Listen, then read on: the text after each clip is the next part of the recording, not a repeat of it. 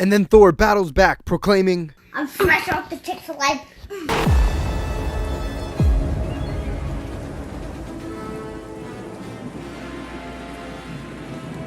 "Hello, citizens of the Dark Knight Nation, and welcome back to Comics Insider, the show where we break down, discuss, and analyze a highly anticipated comic book that has come out within the last week or so. Now, today, we are going to be discussing Thor number 5 by Donny Cates and Nic Klein. Now, if you haven't already, I highly suggest you guys check out my Thor number 1 through 4 review. It's all in one nice compact review over on the channel. I'm sure you can find that somewhere up here. It is one of my most popular videos, and it is one that I am fairly proud of. So if you're not caught up, or maybe you just want to see what my thoughts are on the run so far, that is a good way to do so. I also want to let those of you know who are adamant viewers of the Dark Knight Nation, there are a couple different ways that you can help support the channel. One of which is the most direct, is using the Stream Elements tip link in the description below to directly contribute to the channel. You also guarantee that your comment, question, or whatever you feel like you need to say attached to said tip is acknowledged right here on the channel as a declaration of my eternal gratitude. Another way for you to help the channel out and get a little bit back in return is to check out the Dark Knight Nation shop using the link in the description below, or you can go to darkknightnation.com/shop. There you can find quite a bit of Dark Knight Nation merchandise, ranging from cool t-shirts to hats to mugs, and follow the lead of a few of our wonderful members of the Dark Knight Nation. Otherwise, if contributing financially isn't within the realm of possibility, but you still want to show love to the channel, I would always 100% appreciate you liking the video if you enjoy it, commenting down below, giving me your thoughts on everything throughout the episode, and of course sharing this video with your friends or anybody who might be remotely interested. That is by far one of the easiest and most simple ways to help the channel out, and I super appreciate it. Now, make sure you get to the end of this video, because today my sponsor AJ's Comics in Colchester, Connecticut is giving me the opportunity to give you guys a free digital copy of Thor number 1. So that's super exciting. Also, really fun thing that we'll be getting to, Marvel actually published my kind of testimonial in the back of this issue, where I had emailed them sort of with, I don't know, some sort of statement. I don't know how to define it, but it was published, so that's kind of cool, and we can kind of discuss that towards the end of the video. But I'm pretty stoked. I've never done anything like that before, so yeah. With all that out of the way, let's get into this issue.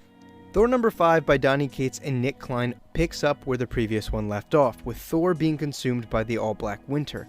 Now, if you need to get yourself caught up, make sure to check out my Thor issues 1 through 4 review up here, which also has a motion comic review to get you up to speed. However, the POV of this issue pulls us into Asgard before we make it to Thor, and in the City of the Gods, home to interstellar refugees now, Sif, the guardian of the Bifrost, looks across the universe, watching her king being devoured by the cosmic plague, unable to do anything about it. And so, Cates highlights the tragedy of being an all-seeing god when you can't affect change to what you're witnessing. Lady Sif, unable to help her king, ganders through to Asgard to find Volstagg attempting to quell the unrest of its newest citizens, and a broken, hammerless Beta Ray Bill whispering prayers beneath the deteriorating root of the World Tree. Many worlds away, the all-seeing god glimpses upon Loki, the Ice King, meditating on the next move of his twisted game. Said godly gaze is interrupted by Beta Ray Bill noticing that just for a moment Sif's eyes were closed, in reprieve of the cosmos. The anxiety of Thor being beyond her sight, consumed by the all-black winter, is unsettling. She comments on Thor's less attractive qualities here, the foolishness, the bull-headed nature, questioning why they'd ever thought putting a crown on his head would change that. But Bill retorts, arguing that perhaps the fault is theirs for ever thinking that a crown would. In the same breath, he also advocates on Thor's behalf, saying that the God of Thunder's saving grace was that he never desired kingship. However, those who do are often unfit for the crown. Back in the eye of the storm, Thunder rages on the behest of the cosmic king of Asgard. Although he took precautions to blindfold himself from looking upon the cosmic plague through the roar of the thunder, the sound of the end reverberates. The voice of the All-Death, the inevitable end of existence, hails Thor by titles both past, present, and future, before generating a powerful shockwave forcing Thor to witness his own end. Thor touts his mighty hammer, proclaiming that he fears nothing, not even the end, when suddenly he's sent careening through a pillar only to look upon the aggressor, Gorr, the God Butcher. "It's impossible," he screams. Gorr is dead. As soon as the Herald of Thunder gets to his feet in an attempt to regain his faculties, he's run through by the head of a spear, only to turn around and face his true end, a collection of Thor's mightiest foes. As the winter lays claim to Thor's end, he knows it to be true, and yet the almighty god battles on. He fights beaten, ragged, and weighed down by his ever-heavying hammer. This matters not. So with a scream loud enough to pierce the heavens, the king of Asgard channels every ounce of his divine cosmic thunder and erupts in a god blast the size of a planet. The battle-worn king screams into the remaining black abyss and stares confidently into his end. But the black winter materializes into a shadowy mirror image, the supposed end of his companion, Galactus. The Black Star Plague taunts the cosmic pair before him, instigating Galactus to confess to Thor how he was the lone survivor of his universe's demise. As Thor readies his cosmic thunder to resume battle and save his universe, the Black Winter professes that Galactus had lied. The storm comes not for this universe, for there are darker fates arranged. He stands before the Cosmic King to reclaim his creation, his herald of the end, Galactus. And yeah, that's a quick little summary of Thor issue number 5 by Donny Cates and Nic Klein. And if you can't tell, it was pretty awesome. I really enjoyed this issue as I did the first 4. Now, what's important here is to mention that this issue did move really quick. The pacing was quite fast. But the thing that gives this issue the ability to do that was all of the solid setup in issues 1 through 4.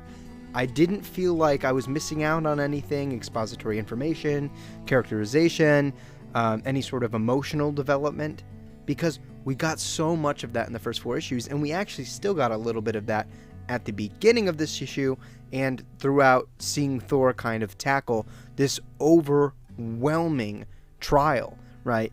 But this issue was largely very climactic, and the fact that it still felt so full of everything else is a testament to how strong the writing has been throughout this series. And continuing on the track of discussing pacing, the way that Cates and Klein have paced this book kind of helps to not only assist with the rollout of expository information and obviously with tone, it helps to build suspense between well-utilized page turn, last page stingers, and the layouts and such that I'll get into later of Nic Klein's art. I always felt like the suspense was built. We were brimming with drama and stakes, right? Like these threats that Thor has been facing throughout this series so far have just been getting bigger and bigger and bigger. And it's built in such a way that I feel like as a reader makes me kind of anxious for the character, right? And that is the ultimate fulfillment of building stakes in a story. If you've caught the reader and you've made the reader nervous about what's going to happen next, you've 100% done your job in that regard. Big kudos to Donny Cates. I've definitely found that in a lot of my comic book reading lately, that I've been a little bit disappointed by writers' ability to build stakes organically and to make me feel like, you know, the protagonist or their world, their space is threatened by any really significant means. But dude, not only does Donny set the bar really high to start, it just keeps building. I mean, the fact that, you know, Galactus is now a herald of something greater, and that something greater is now superseded by a bigger threat, is nuts, and it feels organic. It doesn't feel like it's just being shoved in there. The mythos of Thor and Marvel Cosmic is constantly being built on in this series, and it's both unexpected, really, really interesting, intriguing, and again, it just feels like a logical progression in the expansion of the Marvel Universe. As always, Donny absolutely gets these characters down to a T. Obviously, particularly Thor. I love the way that, with Nic Klein's wonderful character acting, exhibits Thor's vulnerability, his confidence, his kind of battle-ready nature. It just feels super organic, and again, the visuals in tandem with the dialogue really help to establish that. And that's one of the things that, albeit kind of small and intricate, I look forward to reading the most in this series.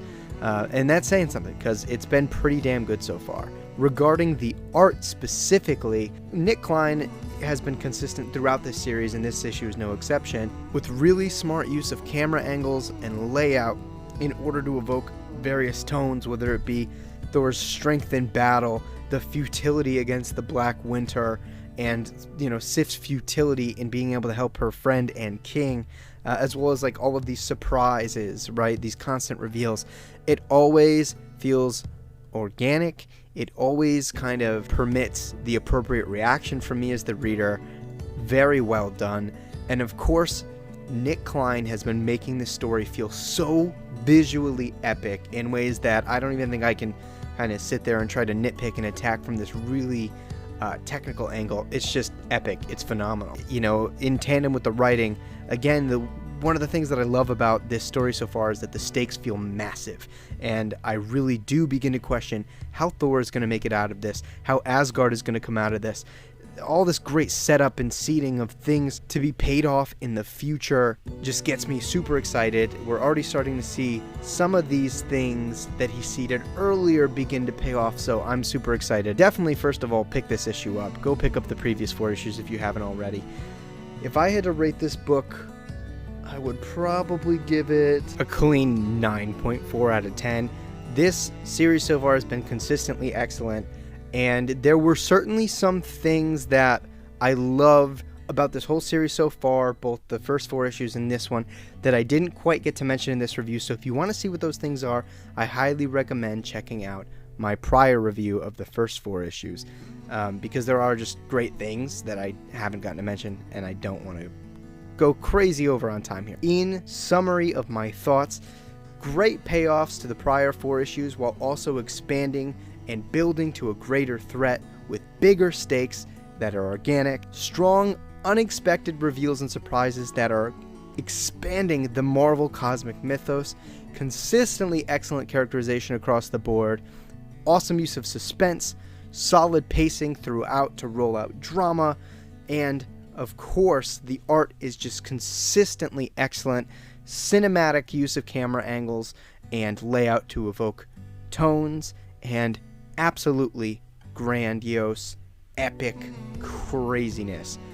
Awesome book. So if you guys would like to enter in to win a free digital copy of Thor #1, there are a couple prerequisites that we have to meet here. First of all, we need to hit 20 likes within the first 3 days. So of course you need to like this video as part of your entry. You also need to be subscribed to the channel and comment down below how you're feeling about this Thor run so far. If you haven't read it, does this get you excited?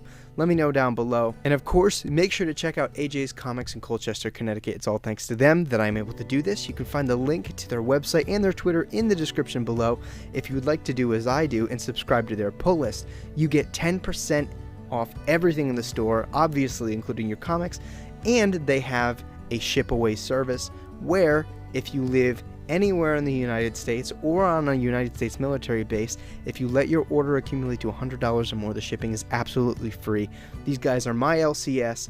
I absolutely love supporting them whenever I can, and I think that you guys should too if you don't already have a LCS to support. So I highly recommend you guys check them out. And again, in order to enter the giveaway for a digital copy of Thor #1, you must like this video, and we must hit 20 likes within the first 3 days, subscribe down below, and shoot me a comment down in the comment section below. But with all that being said, I want to thank you guys so much for watching, and this has been another episode of Comics Insider here on the Dark Knight Nation.